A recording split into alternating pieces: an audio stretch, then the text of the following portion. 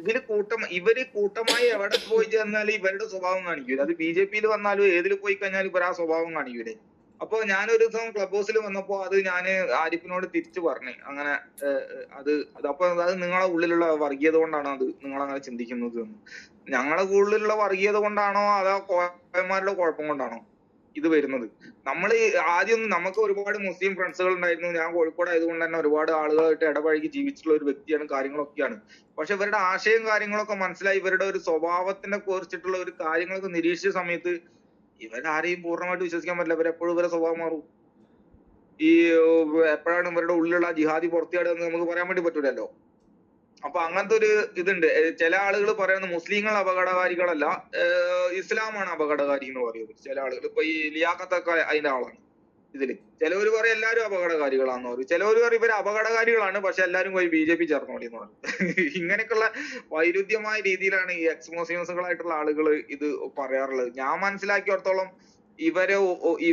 ഇവരോട് യാതൊരു വിധത്തിലുള്ള കോംപ്രമൈസും ചെയ്യാതെ ഇവരെ എന്താ ചെയ്യാ, എതിർ വിഭാഗത്തിൽപ്പെടുന്ന ആളുകൾ ശക്തമായി നിന്നാൽ മാത്രമേ പ്രശ്നങ്ങൾ ഒഴിവാക്കാൻ പറ്റൂ. ഞാൻ ഇസ്രായേലിലാണ് ടീച്ചർ നിൽക്കുന്നത്. ഇവിടെ മുസ്ലിങ്ങളുണ്ട്, 20% ഇവിടെ മുസ്ലിങ്ങളുണ്ട്. ഞാൻ കണ്ടതിൽ വെച്ച് ഏറ്റവും എക്സ്ട്രാ മുസ്ലിങ്ങൾ ഈ ഇസ്രായേലിലുള്ളവരാണ്. എക്സ്ട്രാ മുസ്ലിങ്ങൾ, ഡീസന്റ് ടീംസുകളാണ് ഈ ഇസ്രായേലിലുള്ള മുസ്ലിങ്ങൾ. അതിന്റെ കാരണം എന്താണെന്ന് വെച്ചാൽ അവർക്ക് പ്രത്യേകിച്ച് ഇന്ത്യക്കാരെ ഭയങ്കര കാര്യമാണ്. ഇന്നിപ്പോ ഇസ്രായേലിന്റെ ഇൻഡിപെൻഡൻസ് ഡേ ആണ്. ഞങ്ങൾ വാട്സപ്പ് ഗ്രൂപ്പ് ഉണ്ട്, ജൂതന്മാരൊക്കെ ഉള്ള വാട്സപ്പ് ഗ്രൂപ്പ് ഉണ്ട്. അതിൽ അറബികളും ഉണ്ട്. അറബികൾക്ക് ഇസ്രായേലിന്റെ കൊടിയിട്ടിട്ട് ഇത് പറയാൻ വേണ്ടിയിട്ട് അവർക്ക് യാതൊരു മടിയില്ല. അവര് ഇതിന്റെ എല്ലാത്തിലും പങ്കാളികളാവുണ്ട്. അസ്സലാം അലൈക്കും എന്ന് പറയുമ്പോൾ മറ്റോ വലൈക്കും അസ്സലാം എന്ന് പറയും. ഇപ്പുറത്ത് ശാലോം എന്ന് പറയുന്നത് തിരിച്ച് അത് തിരിച്ച് മറ്റവര് പറയും. ഇങ്ങനെ ഒരുമിച്ച് ആഘോഷങ്ങൾ വരുമ്പോ അങ്ങോട്ടും ഇങ്ങോട്ടും ആശംസകൾ നേരുമൊക്കെ ചെയ്യും. നമ്മുടെ നാട്ടിലൊക്കെ ഓണം വിഷക്കുള്ള മാതിരി തന്നെ ഇവര് ചേരും. പക്ഷെ നമ്മുടെ നാട്ടിലെ കോയന്മാർക്ക് ഇതൊന്നും അറിയില്ല. അത് ഇവിടെയുള്ള കോയന്മാർ അങ്ങനെ നിൽക്കുന്നതിന്റെ കാരണം എന്താന്ന് ഞങ്ങൾ അന്വേഷിച്ച സമയത്താണ് എനിക്ക് മനസ്സിലായത്. ഞാനൊരു ജൂതനോട് ഇത് ചോദിച്ചിട്ട്, അപ്പൊ അയാൾ ജൂയിഷ് ആയിട്ടുള്ള അയാൾ പറഞ്ഞെന്ന് വെച്ചാല് അവരുടെ ഗ്രന്ഥങ്ങളിൽ ഞങ്ങളെ കൊല്ലാൻ പറഞ്ഞിട്ടുണ്ടെന്ന് ഞങ്ങൾക്കറിയാം. ഞങ്ങൾക്ക് അത് അറിയാം എന്നുള്ളത് ഓർക്കും അറിയാം. പിന്നെ ഞങ്ങളെ കയ്യിലൊക്കെ വെപ്പൺസ് ഉണ്ട്. ഇവിടുത്തെ നിയമങ്ങളും അത്ര സുഖകരമായ നിയമങ്ങളല്ല. അതുകൊണ്ട് ബുദ്ധിമുട്ടാവും അവർക്ക് എന്നുള്ളതുകൊണ്ട് അവർ നല്ല രീതിയിൽ ഡീസന്റ് ആയിട്ട് ജീവിക്കുന്നതാണ്. പിന്നെ എനിക്ക് തോന്നിയത് അത് ശരിയാണ്. ഇപ്പൊ നമ്മളൊരു കാര്യം ശ്രദ്ധിച്ചു നോക്കണ്ടേ, നമ്മളെ നരേന്ദ്രമോദി വന്നതിന് ശേഷം മുസ്ലിങ്ങൾ പ്രശ്നം ഉണ്ടാക്കുന്നത് കുറവാണ്. അപ്പൊ നമ്മൾ ഇപ്പൊ പ്രശ്നം ഉണ്ടാക്കുന്നു ചോദിക്കും, പ്രശ്നം പഴയ രീതിയിൽ ഉണ്ടാക്കുന്നില്ല. പണ്ട് ഭയങ്കരമായ കോയ പ്രശ്നക്കാരനായിരുന്നു. ഇന്ന് ബോംബ് സ്ഫോടനങ്ങളും കലാപങ്ങളും വിഷയങ്ങളും കോയന്റെ ബുദ്ധിമുട്ടുകളും ഒക്കെ കുറവാണ്. അതിന്റെ കാരണം എന്താ? മുകളിലിരിക്കുന്ന ആള് അത്ര സുഖകരമായ ആളല്ല കോയന്മാരെ സംബന്ധിച്ചിടത്തോളം. അതുകൊണ്ട് അതിൻ്റെതായിട്ടുള്ള ബുദ്ധിമുട്ടുകൾ ഉണ്ടാവുമെന്ന് അറിഞ്ഞുകൊണ്ട് അതുകൊണ്ട് നമ്മൾ നിയമപരമായിട്ടും ബഹുഭൂരിപക്ഷം ആളുകളും ഇവരെ മനസ്സിലാക്കി സംഘടിക്കാതെ ഇവര് നന്നാവും എന്ന് നമ്മൾ വിചാരിച്ചു കഴിഞ്ഞാൽ നമ്മൾ പെട്ടു. ഇവര് നന്നാവൂല. ഇത് നന്നാവുന്ന ഒരു സാധനമല്ല ഈ സാധനം. അതിനെ ശരിയാക്കാൻ വേണ്ടിയിട്ട് മാത്രമേ പറ്റുള്ളൂ. അവർക്ക് എല്ലാ കാര്യങ്ങളും നമ്മൾ അനുവദിച്ചു കൊടുക്കണം. ഇവിടെയും അങ്ങനെ തന്നെയാണ്. ഇവിടെ പട്ടാളത്തിലും മിലിറ്ററി ഉണ്ട്, പട്ടാളത്തിലും കോയുണ്ട്, പോലീസിലും കോയുണ്ട്, എല്ലാ സംവിധാനത്തിലും കോയൊക്കെ ഉണ്ട്. പക്ഷെ എന്താ പ്രശ്നം വെച്ചാൽ കോയന്മാരുടെ കളിയൊന്നും നടക്കില്ല. നമ്മുടെ നാട്ടിലൊക്കെ മാതിരി തന്നെ എല്ലാ സംവിധാനത്തിലും കോയുണ്ട്. പക്ഷെ എല്ലാവർക്കും ഇവരെ കുറിച്ചിട്ടുള്ള ഒരു കരുതിയിരിക്കലുണ്ട്. ആ കരുതിയിരിക്കലാണ് വിജയം എന്നുള്ളത് ഞാൻ മനസ്സിലാക്കി. അതല്ലാതെ ഇവരെ പറഞ്ഞു നന്നാക്കി നിങ്ങളടുത്ത് പ്രശ്നമാണ്, നിങ്ങളെ ഖുറാൻ പ്രശ്നമാണ്, അത് ശരിയാവണം അത് പറയണ്ടെന്നല്ല പറയുന്നത്. പക്ഷെ അതിന്റെ അപ്പുറത്തേക്ക് ഇവരെ പറഞ്ഞു മനസ്സിലാക്കാന്ന് പറഞ്ഞാൽ മനസ്സിലാവുന്ന ഒരു കമ്മ്യൂണിറ്റി അല്ല ഇവർക്ക് പറഞ്ഞു മനസ്സിലാക്കാൻ വേണ്ടിയിട്ട് പറ്റില്ല. ഞാൻ ഈ പുരാണങ്ങളിലൊക്കെ അസുരന്മാരുണ്ട്, ഈ മറ്റേ നരകാസുരൻ, അതുപോലെ ഹിരണ്യകശിപു, കംസൻ, ഇങ്ങനത്തെ ഒരുപാട് ആളുകളുണ്ടല്ലോ. ഇവരൊന്നും ആരും പറഞ്ഞിട്ട് ഇവർക്ക് മനസ്സിലായില്ല എന്ന് മാത്രമല്ല, ഇവര് പറയുന്നത് അനുസരിച്ചേ ബാക്കിയുള്ളവരൊക്കെ ചെയ്യുള്ളൂ. ഈ ഹിയാസിൻ ബാർ, ഇസ്മായിൽ ഹനിയ, ബില്ലാതെ ഇവരാണ് ഇവരെ നേതാക്കന്മാര്. ഇവരെന്താണോ പറയുന്നത് അത് മാത്രമേ ഇവർ കേൾക്കുള്ളൂ. അതല്ലാതെ ജാമിദ ടീച്ചറോ ആരിഫ് ഹുസൈനോ ലോകത്തുള്ള എത്ര വലിയ മഹാനായിട്ടുള്ള ആള് വന്നിട്ടും പറഞ്ഞിട്ട് കാര്യമില്ല. ഗാന്ധിജീനൊക്കെ ഇവര് താങ്ങി നടക്കും. ഗാന്ധിജി സ്വർഗത്തിലാണോ നരകത്തിലാണോ പോയതെന്ന് വെച്ചാൽ ഇവര് ഒറ്റയടിക്ക് പറയുക ഗാന്ധിജി നരകത്തിലാണ് പോയതെന്ന് പറയും. അങ്ങനത്തെ കമ്മ്യൂണിറ്റിയാണ് ഇവർ. അപ്പൊ അതുകൊണ്ട് നമ്മള് എല്ലാവരും ഇവരെ കുറിച്ച് പഠിക്കുകയും കരുതിയിരിക്കുകയും സംഘടിക്കുകയും ചെയ്താൽ കുറെ കാലൊക്കെ മുന്നോട്ട് പോവാ. അതല്ലെങ്കിൽ ഇവര് ഭൂരിപക്ഷമായി കഴിഞ്ഞാൽ, ഇവരുടെ ഒരു പോപ്പുലേഷൻ ചേഞ്ച് വന്നു കഴിഞ്ഞാൽ ഇവരുടെ രാക്ഷസീയമായ സ്വഭാവങ്ങൾ ഇവര് പുറത്തെടുക്കുകയും യാതൊരു ദാക്ഷിണ്യവും ഇവർ ഈ ആധുനിക കാലഘട്ടത്തിലും കാണിക്കൂല. ഇപ്പൊ ക്രൈസ്തവർ പണ്ട് കാലങ്ങളിൽ ഈ കൊലകളൊക്കെ നടത്തിയിട്ടുണ്ട്. പക്ഷെ ഈ ആധുനിക കാലഘട്ടത്തിൽ അവർ അത്ര ഡീസന്റ് ആണ്. അതുപോലെ ഈ നൈജീരിയയിലും സുഡാനിലും യൂറോപ്പിലും ഒക്കെ ഈ കാര്യങ്ങൾ ഇന്നും ആധുനിക കാലഘട്ടത്തിലും കോയ കാട്ടിക്കൂട്ടുന്നത് എന്താണ്?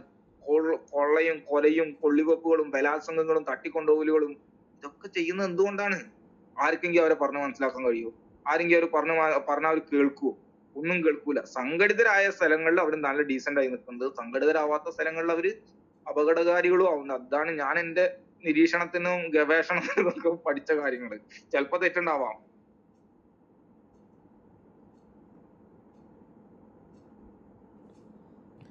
സുപ്രു മുമ്പ് കുറച്ച് ഏതാണ്ട് ഒരു 2 വർഷം 2022-23 കാലത്ത് നമ്മുടെ ബാംഗ്ലൂരിൽ PU കോളേജിൽ വലിയ രൂപത്തിൽ എന്താണ് കൊച്ചിൻ്റെ പേര്, മുസ്കാൻ ഖാൻ എന്ന് പറയുന്ന ഒരു പെൺകുട്ടി അള്ളാഹു അക്ബർ എന്ന് വിളിച്ചിട്ട് ഒരു ഹിജാബിന് അനുകൂലമായിട്ട് വലിയ രൂപത്തിൽ ഒരു സമരം നടത്തിയിരുന്നു. സുപ്രു ഇന്ന് പറഞ്ഞത് അവർ കുറച്ച് നേരത്തെ മനസ്സിലാക്കി. അപ്പോൾ ഇവർ നോക്കുമ്പോൾ അപ്പുറത്തൊരു ഭാഗത്ത് വലിയൊരു വിഭാഗം ആളുകൾ ഇതാ കാവയും ഇട്ടിട്ട് ജയ് ശ്രീറാം വിളിച്ചുകൊണ്ട് വരുന്നു. അപ്പോൾ ഇവരുടെ പദ്ധതികൾ നടപ്പിലാകത്തില്ല. അപ്പോൾ ഇവരെ പറഞ്ഞ് കൺവിൻസ് ചെയ്യാൻ പറ്റില്ല. കോടതി പറഞ്ഞിട്ടുണ്ട്, അതല്ലെങ്കിൽ ഇങ്ങനെ ഒരു റൂളുണ്ട്, സ്ഥാപനത്തിൻ്റെ റൂള് അധ്യാപകരും വിദ്യാർത്ഥികളും പേരൻസും ഒക്കെ അംഗീകരിക്കണമെന്നൊന്നും പറഞ്ഞാൽ ഇവരുടെ തലയിൽ കയറത്തില്ല എന്ന് മനസ്സിലാക്കിയ ഒരു വിഭാഗം വിദ്യാർത്ഥികൾ അതേപോലെ തന്നെ ഇവർക്ക് തിരിച്ചും പണി കൊടുത്തു. അങ്ങനെ വന്നപ്പോൾ ആ സമരം അവിടെ അവസാനിച്ചു. ആദ്യം ആ കുട്ടികൾ ഞങ്ങൾ പരീക്ഷ എഴുതുന്നില്ല എന്ന് പറഞ്ഞു. ഞങ്ങൾക്ക് ഹിജാബ് ധരിച്ച് മുഖം മൂടി തന്നെ, ഞങ്ങളുടെ മത ചിട്ടയാണിത്, അങ്ങനെ ഞങ്ങൾക്ക് വരാൻ പറ്റുള്ളൂ എന്ന് പറഞ്ഞു. അപ്പോൾ ആദ്യം അധികൃതർ പറഞ്ഞു എന്നാൽ പിന്നെ അവർക്ക് പരീക്ഷ എഴുതാൻ വേറൊരു സമയം കൊടുക്കാം. കോടതി പറഞ്ഞു അത് പറ്റില്ല, അവർക്ക് വേണ്ടിയിട്ട് മാത്രമായിട്ട് പിന്നീട് ചോദ്യപേപ്പർ ഉണ്ടാക്കുക, അതൊന്നും നടക്കുന്ന കാര്യമല്ല. ഒരു സ്ഥാപനത്തിന് അതിൻ്റെതായിട്ടുള്ള റൂളുണ്ട്. ആ സ്ഥാപനത്തിൻ്റെ റൂൾ അംഗീകരിച്ച് അനുസരിക്കാമെങ്കിൽ മാത്രം അവർ വന്ന് പരീക്ഷ എഴുതിക്കോട്ടെ, അതും എല്ലാവരും എഴുതുന്നത് പോലെ മുഖം വെളിവാക്കിക്കൊണ്ട് തന്നെ, ഐഡന്റിറ്റി പ്രദർശിപ്പിച്ചുകൊണ്ട് തന്നെ എഴുതിക്കോട്ടെ എന്ന് പറഞ്ഞു. പിന്നീടുണ്ട് ഇവർ അപ്പിക്കുപ്പായം ഒക്കെ വലിച്ചെറിഞ്ഞിട്ട് അവർ താണ്ട വരുന്ന കോളേജിൽ, അവർക്ക് TCയും വേണ്ട, വേറെ മാറിപ്പോകുകയും വേണ്ട. അപ്പൊ ഒരു പരിധി വരെ ഇന്ത്യയിലെ ഏറ്റവും നല്ല മുസ്ലിങ്ങൾ ഗുജറാത്തിലാണ്. അതിന്റെ കാരണം എന്താണെന്ന് അന്വേഷിച്ചാൽ മതി. ഇപ്പോ ഇസ്രായേലിലെ മുസ്ലിങ്ങളുടെ കാര്യം പറഞ്ഞല്ലോ, അവിടെ ഇവരുടെ ഈ പൊട്ടിത്തെറിക്കൽ നടക്കത്തില്ല. കാരണം അവിടെ ശക്തമായിട്ടുള്ള നിയമമുണ്ട്. സൗദി അറേബ്യയിൽ നടക്കുവോ, UAEയിൽ നടക്കുവോ? അപ്പൊ ഇസ്രായേലിലെ ജനസംഖ്യയിൽ ഏതാണ്ട് 20% അറബ് വംശജരായിട്ടുള്ള മുസ്ലിങ്ങൾ ഉണ്ട് എന്ന് എത്രയോ കാലങ്ങളായിട്ട് നമുക്കറിയുന്നതാ. അവരൊക്കെ ഇസ്രായേലിൽ ജനിച്ചു വളർന്നവർ കൂടിയാണ്. അവർക്ക് ആ രാജ്യത്ത് വോട്ടവകാശമുണ്ട്. രാജ്യത്തെ പാർലമെന്റ് ആയിട്ടുള്ള പിന്നെ അവിടെ എന്താണ് നെസറ്റ് അല്ലെ, അവിടെ അവർക്ക് പ്രതിനിധികളുമുണ്ട്. സുപ്രീം കോടതിയിൽ വരെ അറബ് മുസ്ലിം ജഡ്ജിമാരുണ്ട് എന്നാണ് നമ്മൾ മനസ്സിലാക്കിയിരിക്കുന്നത്. ഇപ്പോൾ മറ്റ് പല മുസ്ലിം രാജ്യങ്ങളുമായിട്ട് കമ്പയർ ചെയ്ത് നോക്കുമ്പോൾ ഇസ്രായേലിലെ മുസ്ലിങ്ങൾ സാമ്പത്തികമായിട്ടും വിദ്യാഭ്യാസപരമായിട്ടും മെച്ചപ്പെട്ട നിലവാരം പുലർത്തുന്നു എന്നതുപോലെ തന്നെ മറ്റുള്ളവരെ അംഗീകരിക്കാൻ എവിടെ ചെന്നാലും അവിടുത്തെ ആ രാജ്യത്തിന്റെ റൂൾ അനുസരിച്ച് മര്യാദയ്ക്ക് ജീവിച്ചു പോകണമെന്നും അവർക്കറിയാം. ഇസ്രായേലിലെ ഡോക്ടർമാര്, നഴ്സുമാര്, എഞ്ചിനീയർമാര്, ഇവരിൽ തന്നെ വലിയൊരു വിഭാഗം മുസ്ലിങ്ങളുണ്ട്. അപ്പോൾ ഒരു ജനാധിപത്യ രാജ്യത്തെ പൗരന്മാരെന്നുള്ള നിലയിൽ അവർക്ക് ആ രാജ്യത്ത് ലഭിക്കേണ്ടുന്ന വ്യക്തി സ്വാതന്ത്ര്യം പല അയൽ രാജ്യങ്ങളിലും ലഭിക്കുന്നില്ല എന്ന് ഇന്ന് അവർക്കറിയാം. ഇപ്പൊ അവർക്ക് ഇസ്രായേലിൽ കിട്ടുന്ന സ്വാതന്ത്ര്യം അവർക്ക് അഫ്ഗാനിൽ കിട്ടത്തില്ല എന്ന് അവർക്കറിയാം, പാകിസ്ഥാനിൽ കിട്ടത്തില്ല എന്ന് അവർക്കറിയാം. അപ്പോൾ ഇസ്രായേലിലെ ഭൂരിഭാഗം മുസ്ലിങ്ങളും രാജ്യത്തിന്റെ നിയമങ്ങൾക്കുള്ളിൽ നിന്ന് സമാധാനപരമായിട്ട് ജീവിക്കാൻ ആഗ്രഹിക്കുന്നവരാണ്. തീവ്രവാദ സംഘടനകളായിട്ടുള്ള ഹമാസോ ഹിസ്ബുള്ളയോ അതല്ലെങ്കിൽ ഹൂതികളെയോ അവരെയൊക്കെ പിന്തുണച്ചു കഴിഞ്ഞാൽ ഉണ്ടാകാൻ പോകുന്ന തീവ്രവാദം എന്താണ് എന്നവർക്കറിയാം. അതുകൊണ്ട് അവരുടെ കുടുംബത്തിന്റെയും കുട്ടികളുടെയും അതുപോലെ സുരക്ഷിതമായിട്ടുള്ള ജീവിതം, ഭാവി ഇതൊക്കെ ഉറപ്പാക്കാൻ വേണ്ടിയിട്ട് അവർ ആ രാജ്യത്തിന്റെ നിയമങ്ങൾക്കുള്ളിൽ നിന്ന് മര്യാദയ്ക്ക് ജീവിക്കാൻ പഠിക്കുന്നു. പലപ്പോഴും അതിർത്തിക്ക് അപ്പുറത്ത് നിന്നുള്ള റോക്കറ്റ് ആക്രമണങ്ങളിൽ ഇസ്രായേലി മുസ്ലിങ്ങളും ഇരയാകാറുണ്ട് എന്നത് അവരുടെ സുരക്ഷാ ബോധത്തെ വർദ്ധിപ്പിക്കുകയാണ്. അവർക്കറിയാം ആരാണിത് ചെയ്യുന്നത്, എന്തിന്റെ പേരിലാണിത് ചെയ്യുന്നത് എന്നവർക്കറിയാം. അപ്പോൾ ഇത് വംശീയ വെറി എന്നൊക്കെ പറയും, വിവേചനങ്ങൾ. ഇത് ജൂത അറബ് വിഭാഗങ്ങൾക്കിടയിലുള്ള എല്ലാ ബോധ്യവും അവർക്കുണ്ട്.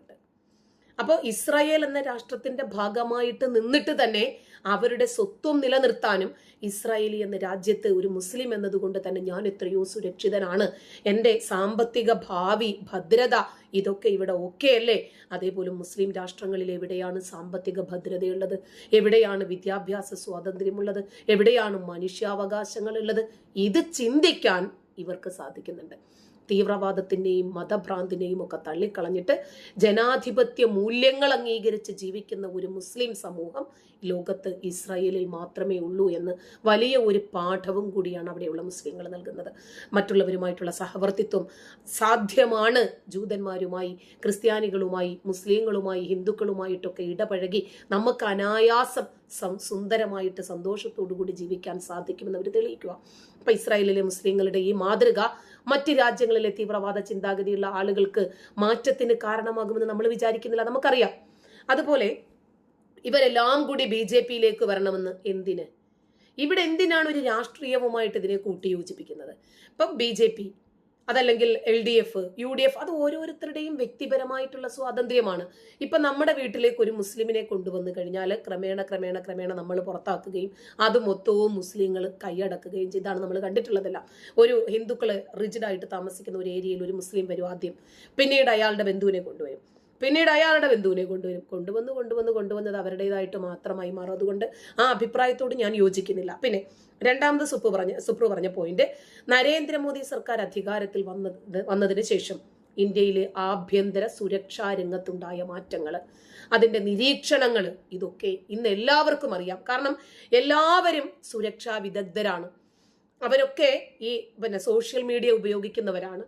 അപ്പോൾ നമ്മൾ ഇത് ചെയ്താൽ അത്ര സുഖമായിരിക്കില്ല നമുക്ക് കിട്ടാൻ പോകുന്ന അനുഭവം എന്നവർക്കറിയാം. അതുപോലെ UP-യിലെ മുസ്ലിങ്ങൾ മര്യാദയ്ക്ക് ജീവിക്കുന്നില്ലേ?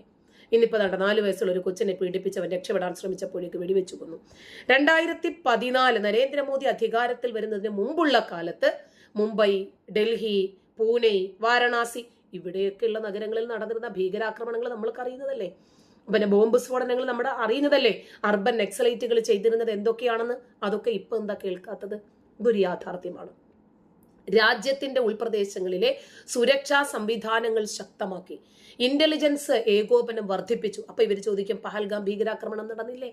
അങ്ങനെയൊക്കെ നടക്കുന്നില്ലേ? അപ്പോ ഒരു ഗോളി എത്ര ഗോള് തടഞ്ഞു എന്നത് എവിടെയും റെക്കോർഡ് അല്ല, പക്ഷെ എത്ര ഗോളിന് വഴങ്ങി എന്നത് മാത്രമേ റെക്കോർഡ് ആകത്തുള്ളൂ.